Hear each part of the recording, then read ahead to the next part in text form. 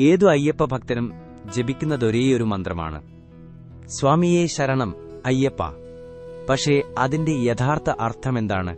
സ്വാമിയേ അഥവാ എന്റെ പ്രഭോ, ശരണം അഥവാ ഞാൻ ആലിംഗനം ചെയ്യുന്നു.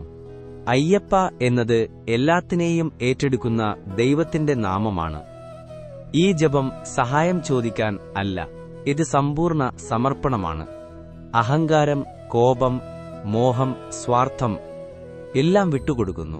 കാടിലൂടെ, മലകളിലൂടെ സഞ്ചരിക്കുന്ന ഓരോ അടിയും ഈ ജപം ശ്വാസത്തെപ്പോലെയാകുന്നു, പ്രാർത്ഥനയായി മാറുന്നു. ആ ഗൗരവമേന്തിയ സത്യമാണ് ഈ മന്ത്രം ചൊല്ലുമ്പോൾ നാം പുറത്ത് ഉള്ള ദൈവത്തെ വിളിക്കുന്നത് അല്ല, നമ്മുടെ ഉള്ളിലിരിക്കുന്ന അയ്യപ്പനെയാണ് പ്രണാമമർപ്പിക്കുന്നത്. അയ്യപ്പൻ ദൂരെയല്ല, അവൻ നമുക്ക് ഉള്ളിലെ ശരണത്തിലാണ്. നമുക്ക് ഉള്ള സന്ധ്യാസമയങ്ങളിൽ അവൻ നമ്മോടൊപ്പം എല്ലായിടത്തും നടക്കുന്നു. അവന്റെ സന്നിധിയിലെത്തിയപ്പോൾ നമുക്ക് മനസ്സിലാവുന്നത് അവനെ കാണാനല്ലായിരുന്നു ഈ യാത്ര, അവൻ എപ്പോഴും നമ്മോടൊപ്പമാണെന്നത് തിരിച്ചറിയാനായിരുന്നു. അതാണ് ഈ മന്ത്രത്തിന്റെ ശക്തി.